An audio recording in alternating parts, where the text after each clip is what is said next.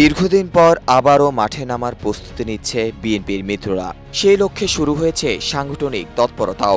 ধারাবাহিকভাবে সরকার বিরোধী আন্দোলনে গতি ফেরাতেই এ প্রস্তুতি।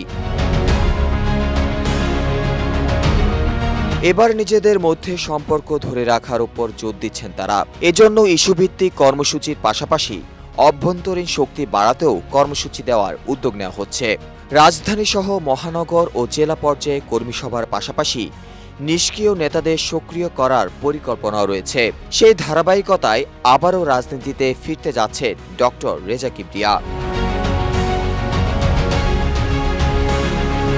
দ্বাদশ জাতীয় নির্বাচনের পর বিএনপির সমমনা দলগুলোর অনেক নেতা হাল ছেড়ে দিয়েছেন। দলের অভ্যন্তরীণ কোন্দলের কারণে কেউ কেউ নিজেকে গুটিয়েও নিয়েছেন। তবে নতুন করে আবারও আশার আলো দেখছেন তারা। তাই ইস্যুভিত্তিক কর্মসূচির মধ্য দিয়ে আবারও মাঠে নামতে চান তারা। বিএনপির সঙ্গে যুগপৎ আন্দোলনে থাকা অবস্থায় দ্বাদশ জাতীয় নির্বাচনের 4 দিন আগে গণ অধিকার পরিষদের আহ্বায়কের পদ থেকে পদত্যাগ করেন ডক্টর রেজা কিবরিয়া। এরপর তাকে আর রাজনীতিতে দেখা যায়নি। দীর্ঘ 4 মাস পর আবারও দলে ফিরছেন তিনি।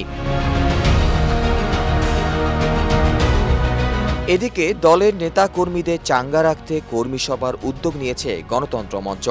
10 মে থেকে 8 বিভাগে কর্মী সভায় অংশ নেবেন মঞ্চের শীর্ষ নেতারা।